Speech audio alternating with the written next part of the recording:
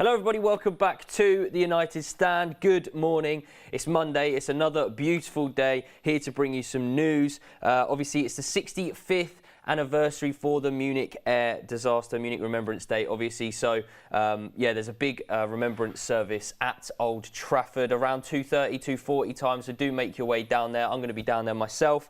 Obviously, on the day in 1958, it's the darkest day in United's history. 23 people, including 8 players and 3 members of the club's staff, suffered fatal injuries in the Munich air disaster. Obviously, yeah, that's why there was a minute's silence before the game at the weekend. So, yeah, just wanted to obviously mention that. So obviously a sad day, but no, it's good to remember obviously everyone that was involved in that. But guys, this is why I'm doing this morning's show, because it's Harry Kane. It's Harry Kane, and he's unbelievable. I can't lie to you. It actually just gets better and better. But basically, Harry Kane is wanted by Manchester United as a club. Let's just say that. There's some other news going on as well about Garnacho's possible new contract until 2028. We can go into that. A little bit about Sir Alex Ferguson also, and Sergio Busquets is unlikely to make the first leg against Manchester United. How big of a miss he might be for them. How big of a miss or how important he actually could be to Manchester United, him not being there, right? You know, we're going to be missing out on Alejandro Martinez, I believe, as well. So, I see a lot of you guys in the chat already. Who would you rather, Osimhen or Kane? I mean, it's pretty clear. It is actually pretty clear. Harry Kane. Harry Kane. It's a no-brainer for me. Not to disregard Osimhen or anything like that, but I'm sure there's going to be some good interaction from you guys throughout this this stream. I'll be honest with you, because I'm sure we're going to wind each other up, let's be honest. I love Harry Kane, especially, I mean, he's just become Tottenham's leading all-time top goal scorer, scoring 267 goals for the club, and people say he's not world-class. You know what I love, actually? I saw a TikTok from Tottenham Hotspur, and it was that meme of calling Harry Kane a one-season wonder, and he's playing the little violin. I rate it. It's good social media from them. But, yeah, basically, the essence is that the club, Manchester United, do want Harry Kane. But Erik ten Hag isn't sure whether Harry Kane is basically the man for the job, not necessarily down to his ability, more his age. And he probably prefers the likes of Osimhen or Sesko. But the club is kind of prompting that it would be easier to go and get Kane because of the length of contract that is left. I think at the end of, or in the summer, he's going to have a year left. So that's going to knock some price off. A little poll in the chat. Should Manchester United sign Harry Kane? I know, well, I don't actually, I'd be interested to see what the vote is. Wow, I've just clicked yes, and 80% of you so far are saying no. Have a day off. No to you. I know you're no. You can't be doing that. Why wouldn't you sign Harry Kane? I know. Look, see, it's coming in already. Injury-prone Harry Kane for 2 or 3 seasons isn't the answer. And I'm gonna play devil's advocate here, yeah. And this injury-prone thing, we're gonna go into that a bit later on. It doesn't really, you know, make sense. Slow and old. We've got Weghorst. He's slow and young. What's the difference? Who cares? He's too old. No, he's not too old, man. He's not too old. He's scored 200 Premier League goals. I think there's only 2 other players that have done it, right? Shearer and Rooney. Like, he's too old. He's having the best goal-scoring season so far of his career, yet he's too old. What is that? And, as I said, I was going to play devil's advocate. Who's to say that we bring in an Osimhen and he stays for 3 years, the same length that Harry Kane was, and then wants to leave? Who says that isn't going to happen? You know, I mean, yes, he's younger and, you know, therefore people think that we're going to have him for 5, 6, 7, 8 years, but that's not a guarantee. And I know a lot of you guys are going to throw price tags around in terms of how much you think we're going to pay. Yes, we're going to pay a premium. It's Harry. Of course you're going to pay a premium. It's Kane. He's England's all-time top goal scorer. He's Tottenham's all-time top goal scorer. Of course you're going to do it. But with 1 year on his contract left, you're of course going to get some of that off. Harry Kane is world class, but he's ageing and has ankles like glass. Osimhen or bust. We buy Harry and we have to buy again. Now, Peter, mate, I'll be honest with you. I disagree. I like the fact, and look, I do understand that people have different preferences in terms of whether they want Osimhen, Sesko, Vlahovic, Kane. I do get that. But when people can go, he's too old, he's not world class, it's just not true. It isn't true. And I appreciate this fact you're saying he's world class. And this ankles made of glass thing, we'll go into that because I'm going to try and myth bust this, I'll be honest with you.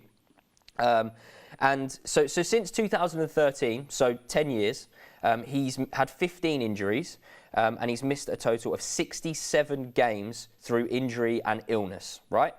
And I can actually bring up, so his last actual injury, and this is obviously OneFootball, the stats sponsor. His last injury was in the 2020-2021 season. That was an ankle injury where he missed 2 games, 6 days through injury. Hasn't been injured since. Where's this injury-prone guy? Hasn't been injured in 2 seasons. And this is the thing which I put forward, is even if he is getting injured, you can bring up the stats. He still scores 20-plus Premier League goals a season, pretty much. Imagine a season where he isn't injured. Imagine a full season where he can go under Erik ten Hag, and he'll score 40 goals.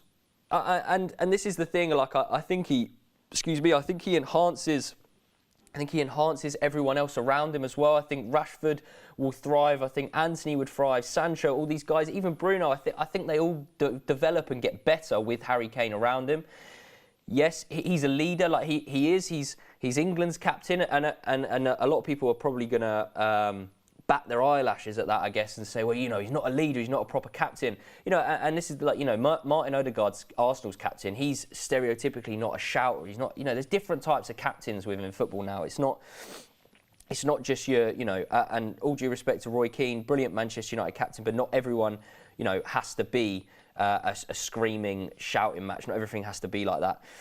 Super chats here from Des Johns. When you see City in Haaland, are you not worried about United being predictable with Osimhen? I feel we are better with a type striker like Martial. I mean, look, there's loads of different arguments. The main thing here is that the club want Harry Kane. That is the main thing. Don't want to happen what happened to Man City with Haaland. I'd have low profile striker, low price, avoid media attention and work as a team. Now, this is actually interesting, guys, because now a lot of you guys are saying about Haaland. I don't get it. Yes, statistically, Manchester City are probably playing worse. And obviously Arsenal are top of the league at the minute, so of course they're not doing as well as they were. But Haaland has scored 26 Premier League goals or something, and we're in February, the start of February. I would, if you put that in the Man United team, I don't actually understand how you could go. I don't want that. Why not? He is that good at goal scoring. You can just kind of accommodate to that, and Manchester United play way different to Man City anyway. It's not even, and that's not to say that I want Haaland now. Obviously, that's not going to happen. Osimhen is 20 times faster than Kane. What a joke! And this is the one thing I don't get as well, is why people are so obsessed with pace. Just because you're fast doesn't mean you're good. And I think this is why Sancho actually gets a hard rap with some people, is because when he's a winger and he's not that quick, he's not as quick as Antony, he's not as quick as Rashford, he doesn't have that short 10-metre burst of pace that can get past players. Oh, well, we've all automatically got to start playing him in the 10 because technically he's better there. Have a day off, man. Come on. He's class. He's slow. So what? It doesn't matter. He drops deep. He can literally do every single thing a striker, a number 10. You could play him, honestly, in any position of the pitch. He will improve Manchester United. Guarantee it. 100%. I've said it. There you go. What are you going to do? Shoot me? No. He can play 9. He'll play 10. He could play 8. He could probably play 6. When he gets to about 36, he could probably play as a DM. And he would be class. I guarantee you. He is unbelievable. And Why is Charlie pushing this Harry Kane deal so much? Because I believe in what Harry Kane can offer to Manchester United. That simple as that. Simple as that. We have Bruno to drop deep. At this current moment, yes, but I think since Casemiro has joined, you've seen Bruno Fernandes drop less and less because he doesn't need to now. There's no reason for Bruno Fernandes to drop deep, because the reason he was mainly dropping deep is because when we had Fred and McTominay playing together, they weren't showing for the ball. They weren't making themselves available going and getting the ball. So Bruno Fernandes had to be the person to go and do that, because he was the only creative player in midfield to then feed the attackers, feed the forwards, which we were going to go and score. Now we've got better players in the team. He doesn't need to do that as much. What more can I say? Kane is too old now, mate. I don't understand. I genuinely don't understand. Kane has a quick footballing brain, 100%. It's because he's English, isn't it? Have a day off, mate. I don't get it. This thing of Harry Kane. I almost feel like it's almost something that people just like doing now, is they don't want Harry Kane at Manchester United. And I genuinely, if this deal does go through of Harry Kane going to Manchester United, whether it does or doesn't matter. But if it does, and he does score goals for Manchester United, I'm not going to say that he's going to single-handedly win us a trophy. I don't believe in that. I don't believe that that expectation should be put on any player. I don't think that's fair. Football isn't a one-man team. It's a team game, as Erik ten Hag says. So, but if he does come in, he will score goals for Manchester United. He will improve the team. I hope all you guys saying that you don't want him, he's too old, he's too slow, he's not world class. I hope you're just not going to celebrate his goals like when he scores. You're not going to. You're not going to be happy when he signs. Of course you are. It's Harry bloody Kane. It's Harry Kane. He is absolutely top draw, world class. There's even a hashtag in the chat, Charlie out, and you didn't even spell my name right. So how about Ebrima out? Yes, that's right. I said it. Depends on the price, Oscar. Is that Oscar? No, Orcus says. I mean, I do agree with that as well. What's the Spurs bloody bloke's name? The chairman or whatever is the guy who deals with all the deals anyway. He could drive a hard bargain, couldn't he? He could go regardless of whether Harry Kane's got 1 year left. We still want 120 million. Okay, fair enough. Then you're probably not going to go and get him, right? That's probably fair enough. But for anyone saying and making the excuse of Harry Kane is not world class, Harry Kane is too old, too slow, he's injury prone, like it genuinely doesn't.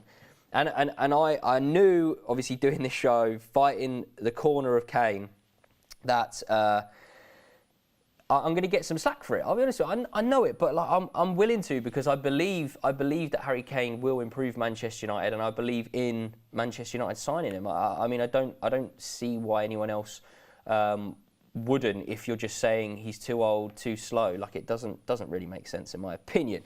Paul, what are you saying? This is the first time in a while where it must come down to the manager. If Ten Hag wants Kane, great, let's go get him. If he doesn't, we must look elsewhere. The club must back the manager. Paul, completely agree with you, my friend. I mean, it's pretty clear that the manager knows best in this situation. Erik ten Hag is top-notch, top quality. He's handled every situation that has kind of come to him, whether it's the Ronaldo situation, whether it's dropping, Shaw, Maguire at the time. Maguire's obviously still out of the team, but dropping some mainstays in Manchester United's team from last season. He knows best. He's done very well in that regard, and it's pretty clear. What's the vote saying? 70% are saying should Man United sign Harry Kane, saying no. Wow, nearly 3,000 votes. Also, that is absolutely subliminal. Sinead, Charlie, you are coming off rude. Because people don't have your opinion, please be respectful, like Kane, but prefer others myself. I don't feel like I'm coming off rude, in all honesty. I'm articulating my point. I'm saying that I think people just make excuses for the reason of making excuses. If you're saying Harry Kane is not world class, then I personally think that you're wrong. Where I don't think there's, and you can go, well, it's my opinion, but Harry Kane is quite clearly world class. And I actually saw on Twitter someone said, Harry Kane is very good. He can't be world class because he hasn't won trophies, right? Stupid argument. There's countless amount of players, Manchester United players, John O'Shea, Wes Brown. These players won countless trophies. They're not world-class footballers, though. They were part of a world-class team, world-class cohesive unit that had world-class players in it, your Ronaldos, etc., who then won trophies together. And I know you're not saying that, but I'm just bringing that up. I don't think that's the right thing to say, in all honesty. Nick P, I think the problem isn't Harry Kane's ability as such, it's the fact that we associate British players as overpriced and part of our previous recruitment strategy. Petty, yes, but it's a mindset I've seen. Okay, Nick, let's dissect this. I mean, British players are always going to be overpriced, 9 times out of 10. Anthony Gordon isn't a 40 million pound player. There is a reason that British players do cost a lot more money than people from abroad, players from abroad. And that is, but there's certain rules and regulations within football in terms of when you register players, you have to have a certain amount of homegrown players, you have to have a certain amount of all these different kind of aspects. You're only allowed a certain amount of, like, people who aren't homegrown, etc. So that's why you're always going to pay premium for English players, and you're going to pay a premium for Harry Kane anyway. I'll be honest with you, Nick. He scores 20 plus goals a season in a, for want of a better term, a very poor Spurs side for the most part over his tenure at Spurs. They had a good year where they reached the Champions League final, lost unfortunately. They had a title race the year Leicester won it, didn't they? But unfortunately came up short. But again, like I do understand people have different opinions and people have different preferences. But if your preference is Osimhen because you don't think Harry Kane is world class, or you think he's old and you think he's injury prone, then I don't agree with it. I think it's almost a silly argument, and I think you'd just be better off just going, I don't want Kane because I prefer Osimhen, not then going and making an excuse of why you don't want Kane. I don't know. That's just the way I look at it. I have missed some chats here. Valroy, thank you for the donation, the super chat, my friend. Wayne says buy Kane and Osimhen and sell Martial. I mean, that's when we're talking optimistic, that is optimistic. Imagine going out and getting Kane and Osimhen. That would ruffle a few feathers. And I mean, there'd be an excuse not to play them together. They wouldn't be able to play together apparently or something. I don't know. Robert says, if you don't want Kane, football's not for you. I mean, that's another bold point. I wouldn't go that far, I'll be honest with you. But I respect as to why people wouldn't want Kane for certain reasons. If you just prefer someone else, you prefer someone else's style of play, you don't want to use Kane because you don't want to see him drop deep, etc. Fair enough. But I think it's proven that he's a goal scorer. It's proven that he's world class. He's England's all-time top goal scorer. He's Spurs' all-time top goal scorer. He's probably going to break Alan Shearer's Premier League goal scoring record as well. Why wouldn't you want that at Manchester United, in my opinion? This is what we love. It is all down to people's opinions. Charlie isn't coming off as rude. That's a Turbo Pratt comment. Cheers, Neil. Appreciate that. Davidas, thank you for the super chat, my friend. Robert also says, if you're undecided on Kane, you're not a United manager. But yeah, I mean, to kind of round off the Harry Kane topic, I think personally Harry Kane would be brilliant for Manchester United. I do think price does obviously come into it. Whoever we're going to go and get realistically, whether it's Sesko, Vlahovic, Kane, Osimhen, Goncalo Ramos, whoever it's going to be, we're going to pay a premium because clubs know that we're in desperate, dire need of signing a number 9. Regardless of whether they're going to be English, Spanish, Italian, whoever, regardless, we're going to pay a premium because clubs know they can rip us off. It is up to the club to determine and to prove that they don't, they're not going to be taken for mugs once again. But what I will say is that when this new ownership hopefully does come in sooner rather than later, is that they will be looking, I wouldn't be surprised if there is like a statement signing, whether that ends up being Jude Bellingham, whether that ends up being Osimhen, whoever it is, that they'll want to come in and they want to make that, statement clear that Manchester United are going back to the top with bringing whoever that is in. Wonder what happened the last time we signed a guy named Harry. Well, if we never signed anyone called with a first name called Harry off the back of old Maguire, then we'd probably be doomed. But then again, we'd also have a lot less players in our squad because. That's just silly. Robert says he scores goals and creates. He's different class. I don't even factor. And this is what, some people are going to disagree with you there, Robert, and which I don't understand. How can you disagree the fact that he scores goals and creates them and that he is different class? Because it's quite clear and it's factual that he does score goals, he does create goals as well. So therefore, it makes him world class. That's just how it is. But we'll move away from Harry Kane. I know he divides opinion. I know. I don't know whether he's going to sign for Manchester United. I just wouldn't be surprised if he does. If the club do believe that he's a lot, significantly easier to go and get over the likes of Osimhen, Vlahovic, Sesko, then they probably are going to lean a little bit towards going and getting him. And look, I'll actually put it out there, guys. I think whether Martial stays or not, obviously Weghorst isn't going to stay. He goes in the summer back off to Burnley. Probably back on loan somewhere else, I don't know. I think that there's arguments that we desperately do need two strikers anyway. There's no reason why we can't go and get Kane and then bring in, like a Super Chat said there, go and get a young, up-and-coming guy, avoid media attention, who can then learn under Harry Kane and other strikers possibly coming through. We've got Charlie McNeil, Joe Hugel there. It's pretty clear that those guys are nowhere near ready. I think they've both gone out on loan, I believe, in the January transfer window. So, I think it's a no-brainer with Harry Kane, in all honesty. Paul Castillo says, Kane of 2-3 years ago, 100%, but age and price point at this point, no. Rather go for a younger striker for the future. Let Newcastle sign him. Paul, 2 or 3 years ago, you're going to be paying more for Harry Kane, 100%. He's got longer on his contract, so you're going to be paying more.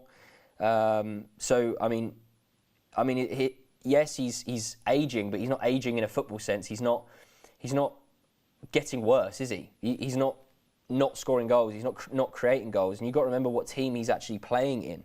He's playing in a pretty poor, underperforming Spurs team, I'd say, under Conte. Chris says, Osimhen has missed 45 games through injury in just the last 2.5 seasons. Kane just 5. Who's the injury-prone one again? Oh, this is class. People are actually backing me. I feel like I've pushed my point so much that people are actually kind of swaying, or there's people actually brave enough to come out the woodwork and back the fact that I want Harry Kane. I love it. I appreciate it. It's class. I didn't know that. Osimhen's missed that many games. 45 games through injury in the last 2.5 seasons. Kane just 5. Wonder what people got to say about that. Wayne, new owners will want to make a big statement. Buying both along with maybe De Jong would surely be that statement. 300 million bang wallop. 300 million for those three. Is that realistic? Why not? Well, yeah, Osimhen's going to be about 120. Probably 120. Ballpark figure. Kane, I reckon you can get Kane for around 80. Between 70 and 80. Let's say 70, so that's 200. And then De Jong, Barcelona have got absolutely no cash.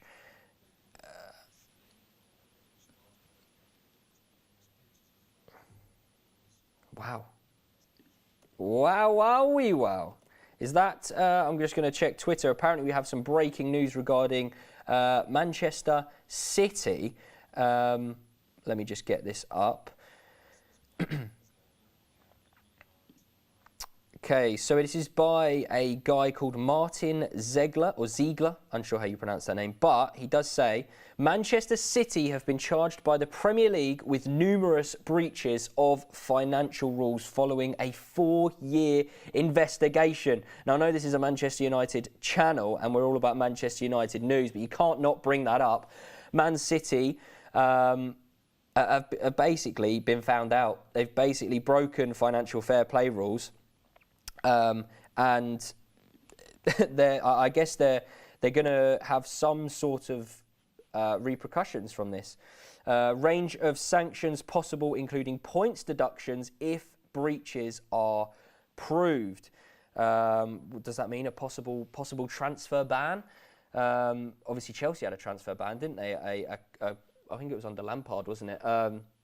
Points deduction as well. What does that mean for United? Depending on how many points they do get deducted, could see them drop out of the top 4. I mean, you'd still back them to get back into that top 4 with the likes of Spurs' form, etc. But I mean, if they're relegation, yeah, who cares? Who cares? If you're not here for Man City's downfall, then don't be here for Man United's success. All I say. Robert Cormack, if Mark wanted Kane, the whole fan base would want him. If I speak, I'm in big trouble. We'll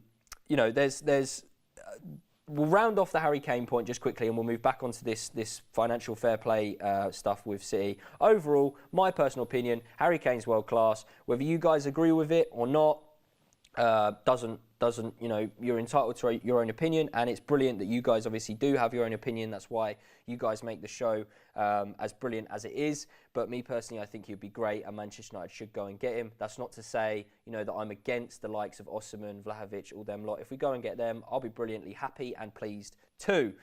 Shyam says, Kane is like Rooney, can do the centre-forward striker and cam role easily, which I feel United need because a 9 won't get any service anyway, but I'm worried about the age.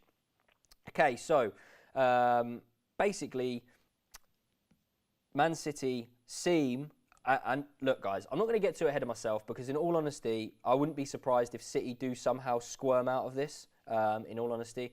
They somehow always seem to get away with awful things. But yeah, if you guys want to head over to That's Football Twitter account, drop us a follow as well. But Man City charged by Premier League with numerous breaches of financial rules following a 4-year investigation. What does this mean? Points deduction. I mean, they're not going to get relegated, are they? I don't think they would have broken the rules by that much. But we did see Juventus get a 15-point, if I can just check that with producer Ryan, I think it was 15 points. Juventus getting a 15-point deduction, I want to say, for, I think that was something financial related, with the likes of signings from I think when they were bringing in random players doing swap deals and all sorts with Barcelona and basically just being naughty boys and girls. So I think that, I mean, Man City, this can't get leaked and then they go, oh well, actually they haven't done anything wrong.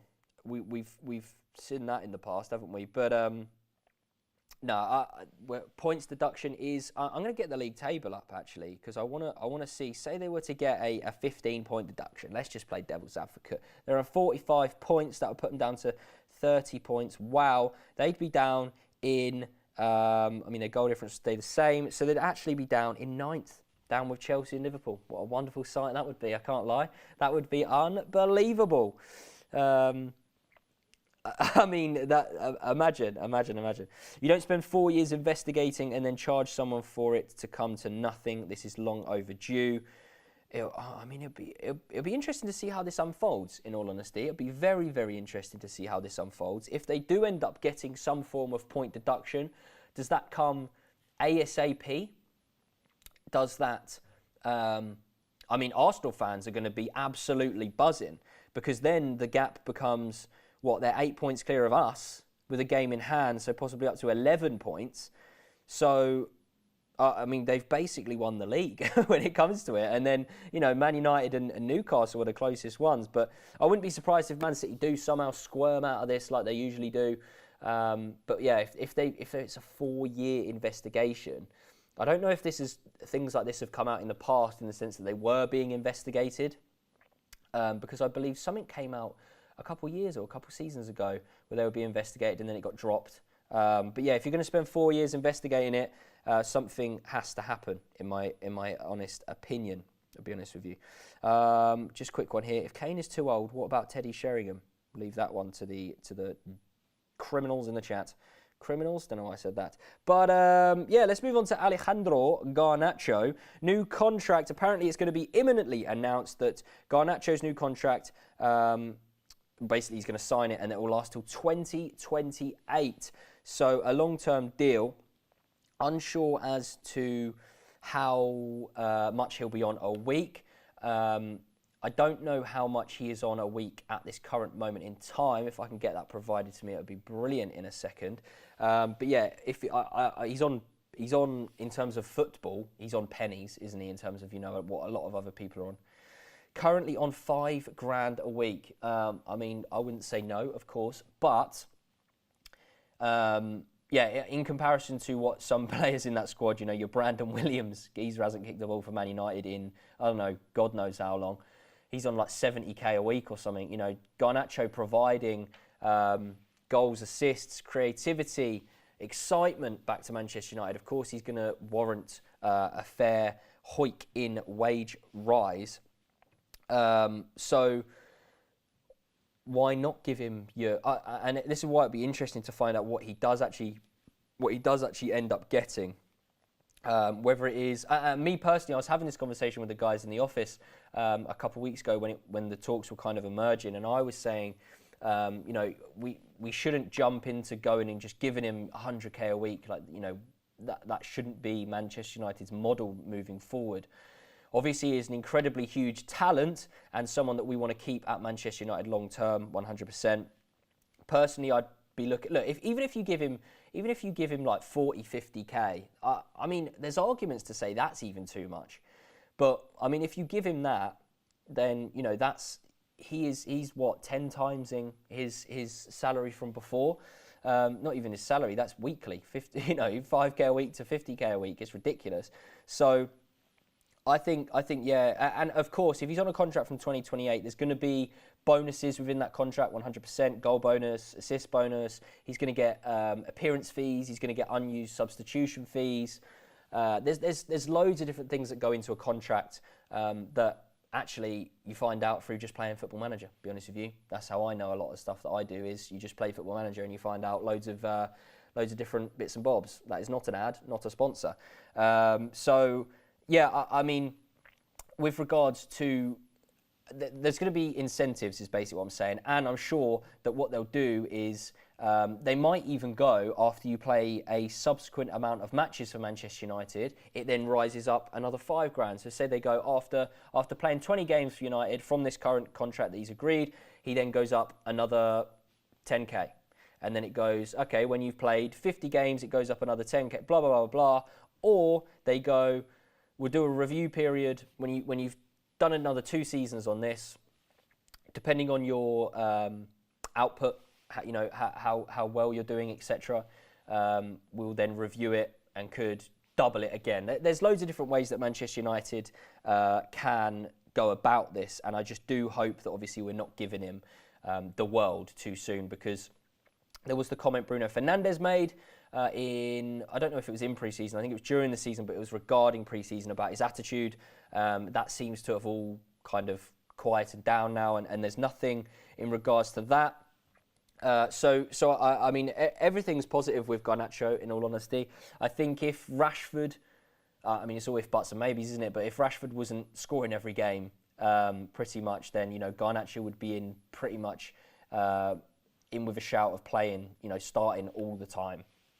It's a pretty good situation. It's nice to actually have a player come through the youth system and hit the ground running. Pretty much, the last person I can remember doing that properly was Rashford. I mean, there's obviously Mason Greenwood as well, but I don't even want to speak about him. But Rashford did it. Rashford burst onto the scene, and then obviously, I mean, you go before that, you youth system wise, obviously we're lucky in the sense of the youth that we have been that has been brought through.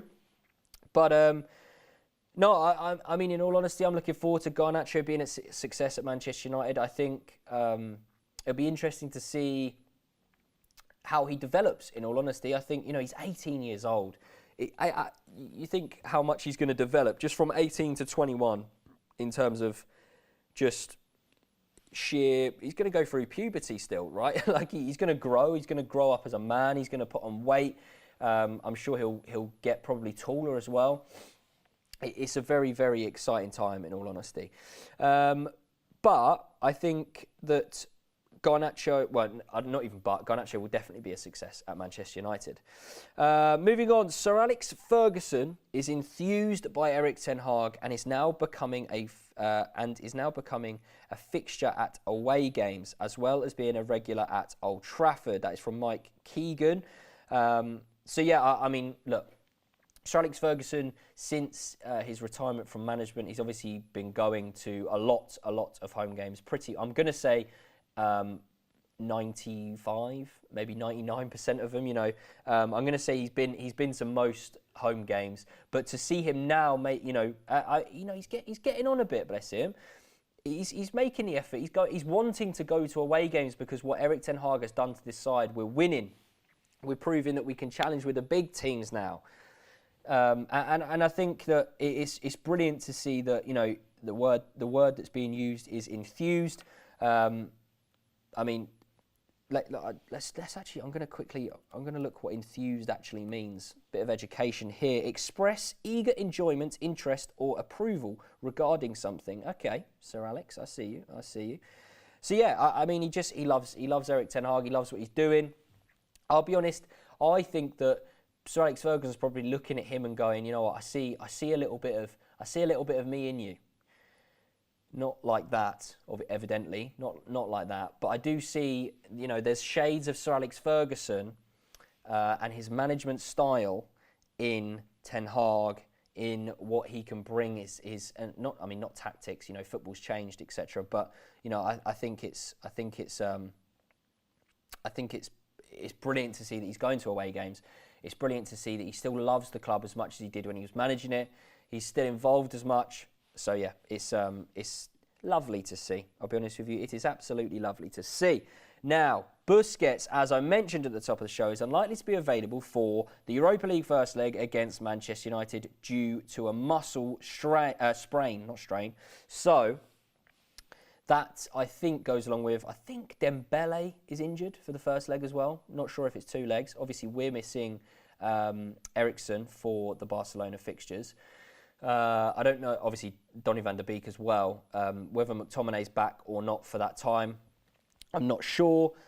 But, Busquets is probably the glue to that midfield, isn't he? Because he plays with, I think, Pedri and Gavi. I'm just going off of what they play for Spain.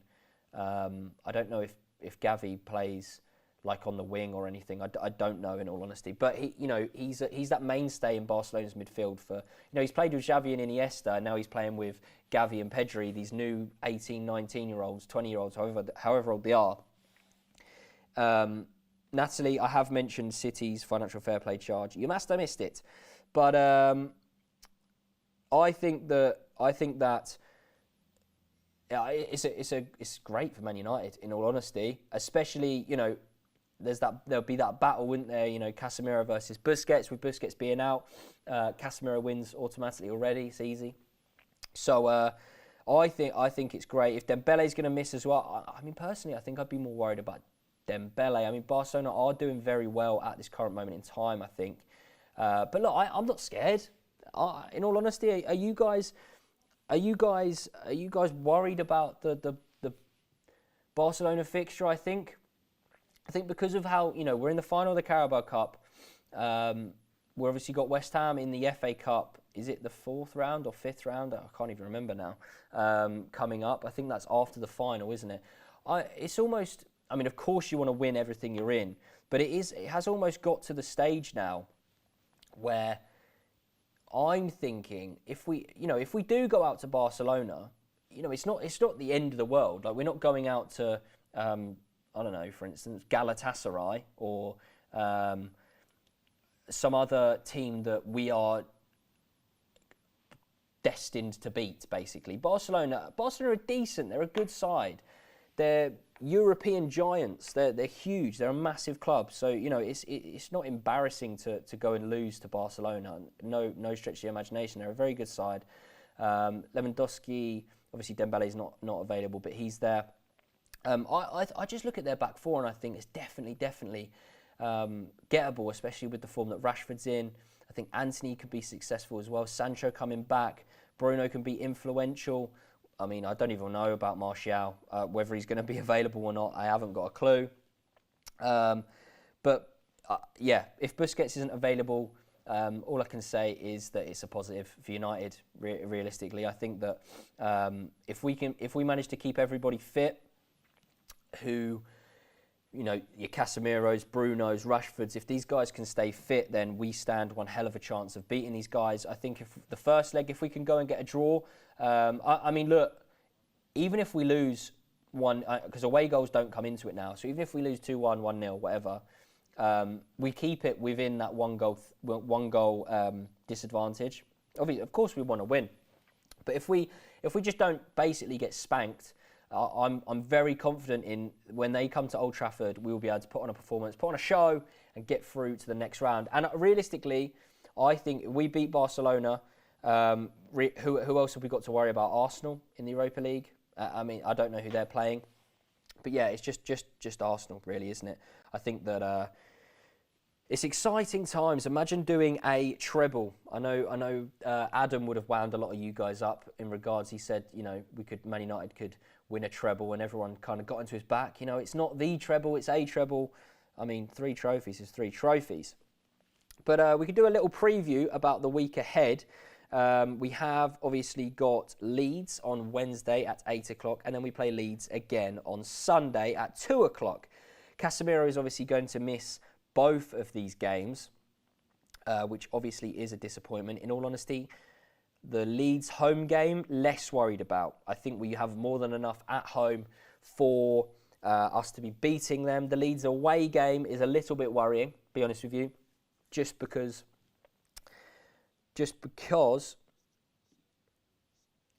Okay, we got more news coming in, guys. Screw the preview.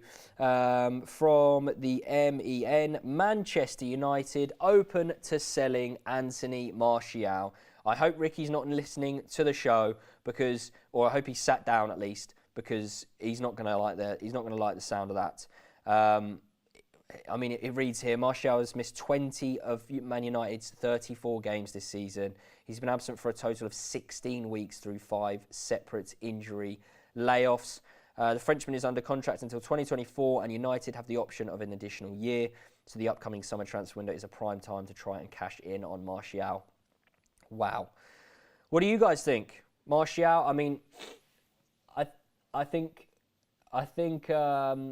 in all honesty, I love Martial. I think he's pivotal and can be pivotal to Manchester United's success. I just think there comes a time and a place where stuff needs to be considered with regards to, you know, his availability. I think I heard in my ear that Harry Maguire, Alex Telles, and there was another name I think I've missed. Oh, Harry Maguire and Telles are also among the players who will be made available to buy. No shocks there, in all honesty. Alex Telles, quite clear that he's not going to be around at Manchester United after this summer. He's obviously on loan, I think at Sevilla, somewhere like that.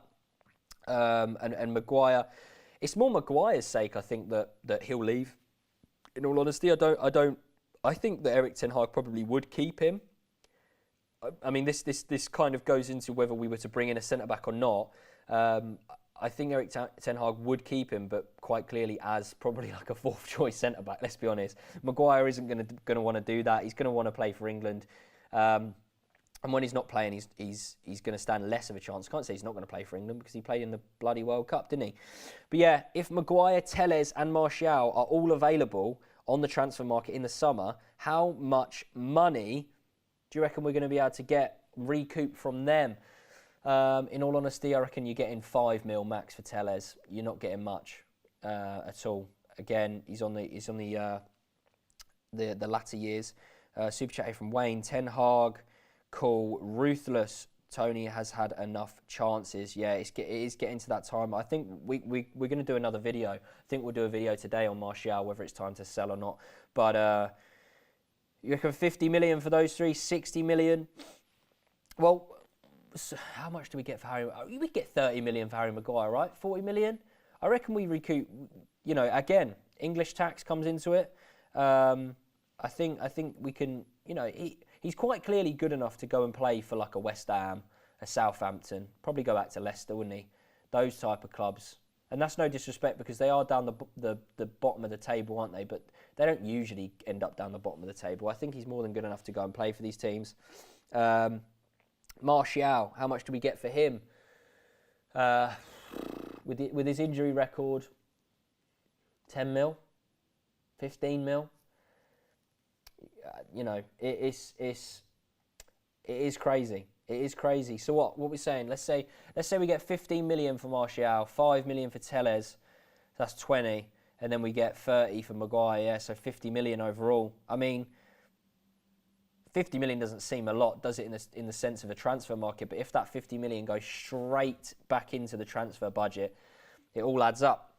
It all adds up. 15 sounds hard. Yeah, I mean, it is hard to obviously predict how much we're going to... Nothing for Martial. It is hard to predict, you know, how much... There's more players to sell, you know, that aren't listed in that. I mean, Dean Henderson, I think I saw something the other day that Nottingham Forest were...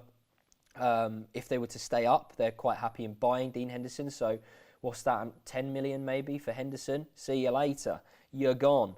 Who else is there? Obviously, Eric Bailly's going to move. We're not going to get much for him, but he's off. Whether Lindelof stays or not, I mean, personally, out of the two, I'd keep Lindelof, especially if Erik ten Hag's going to possibly move him into like a CDM role. Whether he can do that or not, I'm not sure.